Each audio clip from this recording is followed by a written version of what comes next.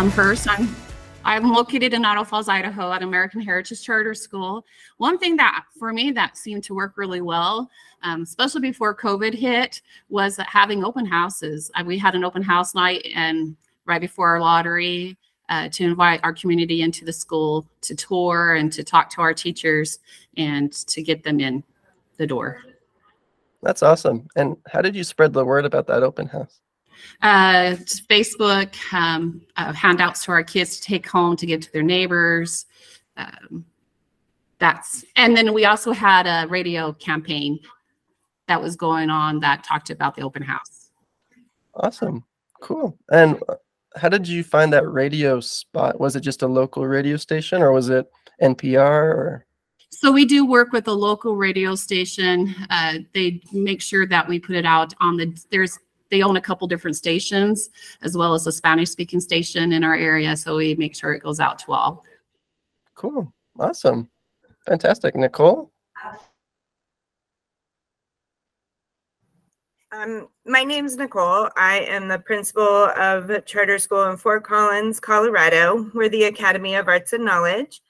And what has not worked for us was we have had advertisements in a lot of local magazines that targets new families moving in. So like as they move into from realtors, when they move into the area, they get these magazines, and then like different income levels get the magazines. And we thought that would be a really good way for families to learn about us. And unfortunately, we did not get any enrollments from those, which we thought was kind of shocking. What has worked for us is a lot of just the online searching is where we get a lot of our enrollments, and word of mouth.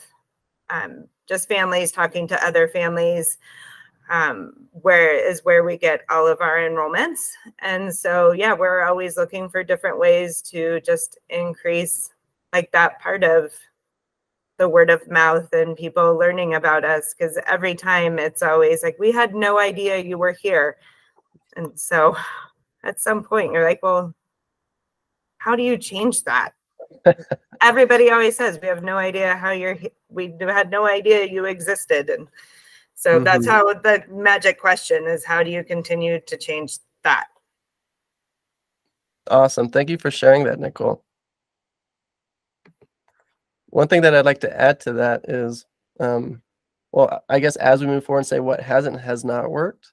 Another thing to note is just because something has worked for someone else doesn't mean it will work for your school, or because it hasn't worked for them doesn't mean that it won't work for your school. For example, we specialize in doing Google ads, Facebook ads, and search engine optimization. And some of our schools that we work with, we're getting enrollments for $100, and it's incredible. And it's just like, wow, this is tremendously profitable. And then there's other schools that maybe are in a different market, a different town size, a different budget, a different offering, where our services are not effective, and that's okay. Just because our services aren't effective for someone doesn't mean that they're necessarily bad services. It's just not a good fit. And so as we kind of go through these options, we can kind of keep that in mind. Mia, do you have any insights into this topic? My name is Mia Prazen. I work at the American Academy of Innovation here in South Jordan, Utah. I have been involved in charter schools since 2009 and have helped to launch 2 schools in the neighborhood over the span of, I guess, 12, 13 years now. Wow. The first school that I worked at was and helped to launch was a K-9 charter school. And the things that we did back then are different than how we do things now. Definitely the interesting thing about here in Utah is that if you have a K-9 school, generally you'll have a wait list of over 1,000, where if you're in the high school realm, like junior high to high school, it's more difficult to fill your enrollment. There are probably several reasons for that, but some of the things that we have done, like up there in Idaho, we have offered open houses and tours. We've generated traffic, and probably the most successful has been through postcard campaigns. Those are targeted. Those are targeted to families in the area within about a 2-mile range in the southern end of the city where we are, or county, I should say. Those have worked really well. Those postcards always have the dates of the open houses, and they're always invited to attend one of the open houses or to call us for a private tour if those times don't work for them. I generally put my phone number on that card so that they can call me directly and they don't have to go through the front office. As far as other things that we do also Google ads, ad campaigns. Those are successful, definitely successful for us. We do get people coming through, but you do also have to get in front of a lot of people. Anyway. I love that. And before we get to you, Jennifer, a quick follow-up question, Mia, is what advice would you have to someone that would like to see more success with a postcard campaign? Where do you get them printed? Do you do it all yourself? Do you send them out? How do you find who to send them to? We use a company that does all of the above. They help us to target the zip codes. They do the printing. We do the approving of the postcards and the content and the messaging. Of course, the messaging is very important. You know, being able to reach out with the proper message that catches the attention of families. Yeah, sometimes these postcards end up going to grandparents who then hand them over to their children for their grandkids. So anyhow, for what it's worth, definitely messaging is going to be key in being successful with those campaigns. I would say that has been the most successful thing, at least that we can track, if that makes sense. Yeah, awesome. Cool, thanks for sharing that, Mia. Jennifer. Hi, good morning. I'm Jennifer Ryder-Cook. I'm the Managing Director of School Development and Growth at the California Charter Schools Association, and I live in San Diego. And so I primarily work with brand new schools that are starting up or schools that are replicating or CMOs that are growing. So for me, I think the thing that has not worked with schools that I work with is the notion of if you build it, they will come, and just being really excited about and passionate about opening a new school and thinking that it's so fabulous that people will just be drawn to it without much effort. That's not always the case. And I also think waiting to do outreach until they're approved is also a mistake, because sometimes that's too late depending on when they get approved, and parents have already chosen other schools to send their kids. So I think it's important to start that outreach even before you're approved. And then what I've seen work really well are a couple of things in Orange County. One was like a movie advertisement that they put in the movie theaters that generated a lot of interest in their schools. And also enrollment fairs where all the schools in the area get together. And if I'm running an elementary school and I have, you know, my 3rd grade is on a wait list, but I know a school one district over has openings in their 3rd grade, I'm actually kind of passing students on to another school, kind of working together and collaboratively. And that also helps too with generating ideas for outreach if the local leaders are working together as well. That's awesome.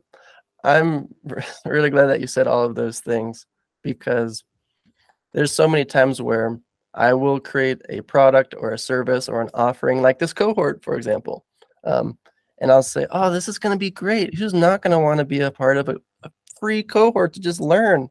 And I have this email list of 3,000 charter school leaders. I'm just going to send them an invite. Look how many are on the call. We have 9, not including myself, out of thousands of people that I've invited. So I think it's important to not let the excitement get to you and say, hey, like, let's prepare for just a normal amount of excitement out of the community. We're not going to go viral, and let's start, you know, pushing who we are earlier so that we can kind of stir up some interest sooner. So thank you for sharing that. Can I add one more quick thing? Sorry. Yeah, of course. I just also wanted to add targeted outreach is super important. So knowing who your population is and specifically finding those places and spaces where those people spend a lot of time. The student population that you're targeting spends a lot of time, and their families spend a lot of time, is also critical. Love that. Love it. Love it. Doris, what do you have to share with us? Okay, so I work for a school that we are a virtual academy. We are only a virtual academy, and we've been a virtual academy since 2007. We have about 9,000 students, and during COVID, we had about 14,000 students. And our district is broken up into 5 schools. It's primary grade band, elementary grade band, middle grade band, secondary grade band. And then I am the principal over the smallest school, which is called Life. And that's for our functional, alternative, modified curriculum students. It would be the students that you traditionally find in a self-contained classroom in your brick and mortar setting, traditional schools. And so that's who we are. And as far as how we get students to come to us, the district does a whole bunch of different creative things. They send out flyers. They have like our sign placard on like city buses. They, you know, word of mouth is a huge thing for us. And one of the most interesting things is my school gets students from all of the surrounding county schools. Like we have students from every single county in our state, which is Georgia. And the immediate surrounding county, like our offices are in Atlanta. So the surrounding school districts around Atlanta refer my level of students to our school who needs a virtual setting because they don't offer our program virtually. Most of the surrounding school districts have started a virtual program, but they're not addressing our level of students. So those schools have actually called me to talk to me about our program, and then they're simply referring students to us. But that's a really great way. But the whole buses and postcards and things like that, I don't think those are very effective. And the reason why I don't think they're very effective is because our population has stayed around 9,000. And if those were effective, our population would be growing. And as a result, I feel like that is proof and evidence in itself that that's obviously not working. This year, our gifted program started a whole thing to like try to push to get more gifted students into our schools, because our gifted program runs a little different than a traditional setting where our gifted students are taught all academic classes 5 days a week by gifted teachers. So it's not a pull out, it's a full immersion thing. You're always in a gifted setting, basically, if you are in the gifted program here. So that does separate our gifted program apart from others. And since that's not the side of the house that I sit on, I don't know how well that campaign is going. I just know that was a new push this school year, but I have no idea how well that actually launched. Okay, I think that's it. No, I love those insights. One thing that we really push is the fact that as we meet with schools, a lot of them will say, our competition, our competition. A new school just opened up over here and we're competing with them. And that's kind of a word that we like to take out of our vocabulary, because a charter school should be so unique that there isn't really any competition, because you are so targeted with your offering. You exist because you are different from a traditional school, and you have something different to offer than just a normal public school, like a traditional public school. And so instead of viewing the schools around you as competition, you should view them as your friends. I asked them, do you know who's running those schools? Do you know the principals by name? Do you have a monthly meeting where you go out to lunch with all the schools in your city and invite them over? Because you can refer students back and forth, especially if you're like a high school. You can take all the elementary school, charter school administrators out for a monthly lunch and say, hey, like, we'd love to have your school come do a tour or something over at our school, so that your students can be serviced at our school once they are out of middle school, and vice versa. There's a lot of high school students that have younger siblings that could go to a charter elementary school. So just opening the lines of communication for referrals is great. Thanks for sharing. You're welcome. Yeah, we have competition because we are a virtual school. So we have another virtual school that would be our direct competitor, but we offer very different things, which is why we don't look at them so much as competition, because we are two very different charter virtual schools. But that's all. I love it. Thanks, Doris. Mia. One thing that I find important is to be able to find that reason that your charter school exists, the purpose of your school. Right now, I am a bit challenged at the school I'm currently at because they do so many things. And while I'm not going to tell them they can't do all of those things, I think the messaging has to come down to, why do we exist where other schools aren't doing the same thing that we do? And maybe just focusing on that point and sharing that message. I know there's a nearby school that focuses mainly on STEM. That is their thing. That's what they do, and that's how they advertise it. If you have too many things going on and you do too many things, I think sometimes it can be confusing for families. So I don't know if that helps, but I think it's very helpful. I love that. I think it's actually a game changer.